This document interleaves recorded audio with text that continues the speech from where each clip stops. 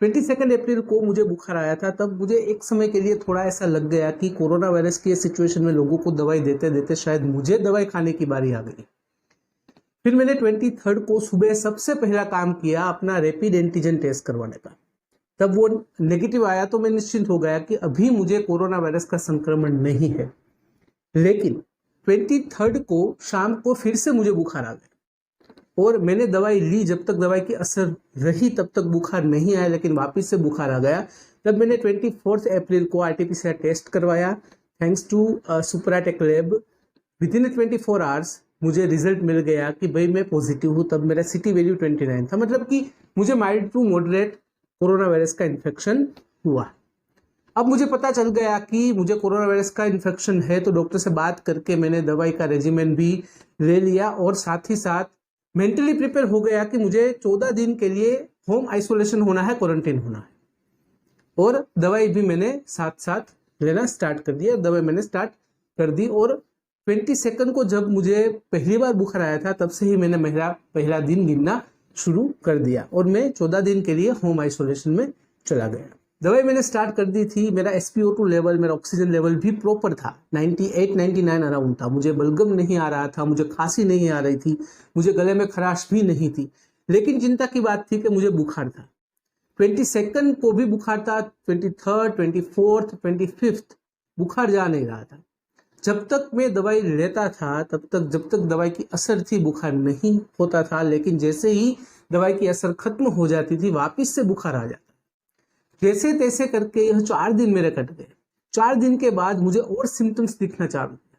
Symptoms जैसे कि मुझे खांसी आना स्टार्ट हो गया, मुझे बलगम आना स्टार्ट हो गया और सबसे इंपॉर्टेंट थिंग कि मेरी स्मेल और मेरा टेस्ट चला गया और मुझे लॉस ऑफ एपेटाइट, मतलब कि खाना खाने के जो भूख लगने होती है वो भूख भी कम लगने लगी, जिसकी वजह से क्या हुआ कि जो न्यूट्रिशनल प्रॉपर हमें मिलना चाहिए था वो नहीं मिल पाता।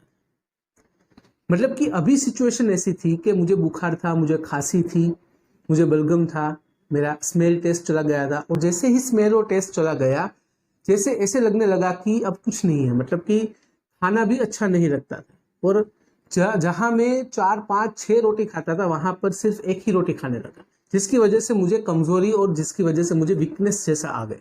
असली तकलीफ 7वें दिन स्टार्ट हुई, यानी कि 29 अप्रैल को। बुखार तो था, खांसी भी थी, बलगम थी। अब क्या हुआ, बलगम के अंदर खून निकलना स्टार्ट हो गया और नाक में से भी खून निकलना स्टार्ट हो गया। और वैसे भी खाना तो मैं खा नहीं पा रहा था क्योंकि स्मेल और टेस्ट नहीं थी और एकदम से कमजोरी, एकदम से मुझे वीकनेस आ गई थी। अब मुझे ऐसा लगा कि मुझे हॉस्पिटल में जाना चाहिए, मुझे डॉक्टर से, मुझे MD से बात करनी चाहिए। तब मैं मेरे नज़दीकी एक हॉस्पिटल है वहां पर गया, वहां पर मैंने MD से कंसल्ट किया। वहां उन्होंने सभी मेरे रिपोर्ट्स करवाए और रिपोर्ट्स मेरे सभी एबनॉर्मल आए।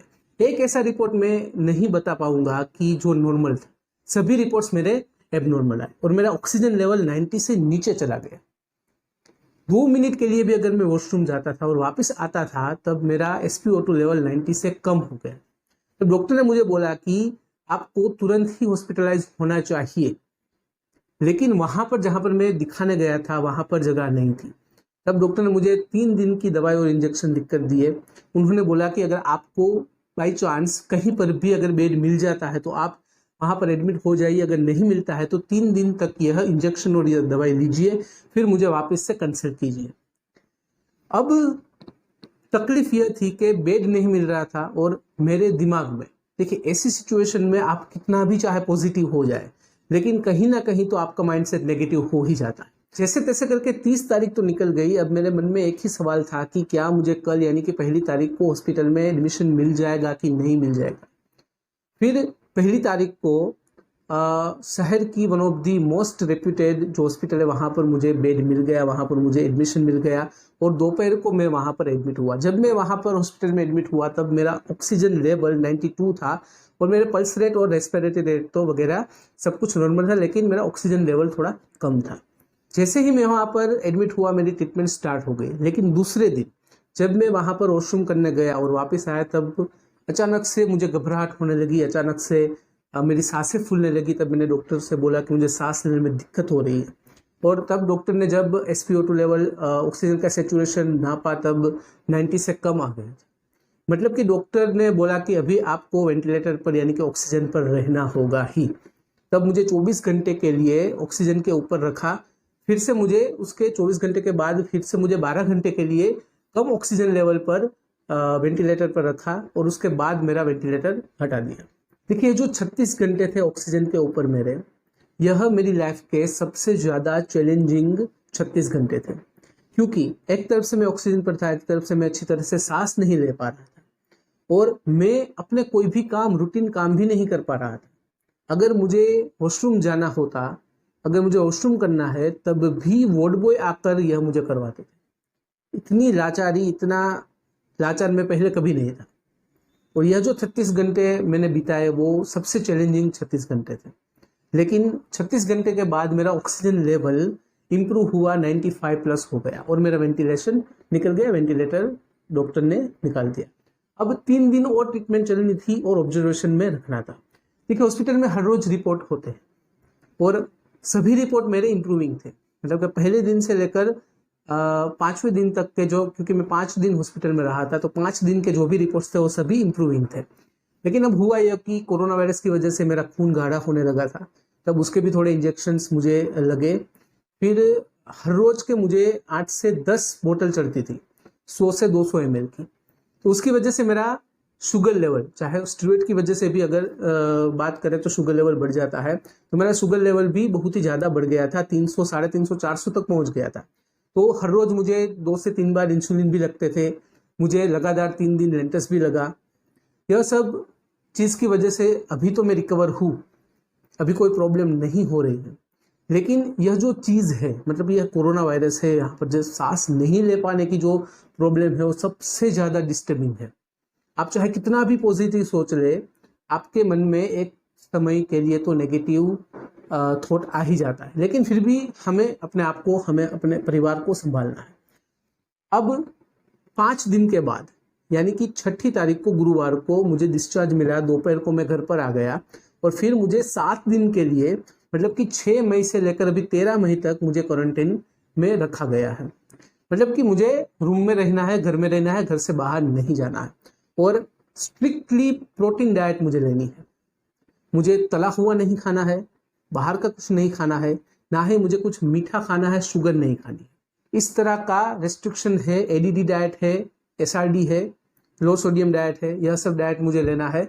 और साथ ही साथ अभी मुझे 5 दिन के लिए दवाई भी प्रिस्क्राइब करके दी है, जिसे मुझे कंटिन्यू लेना है। और 5 दिन के बाद यानी कि 6 तारीख को मैं डिस्चार्ज हुआ, अभी 11 तारीख को मुझे रिपोर्ट करवाना है, फिर डॉक्टर के साथ डिस्कस करना है।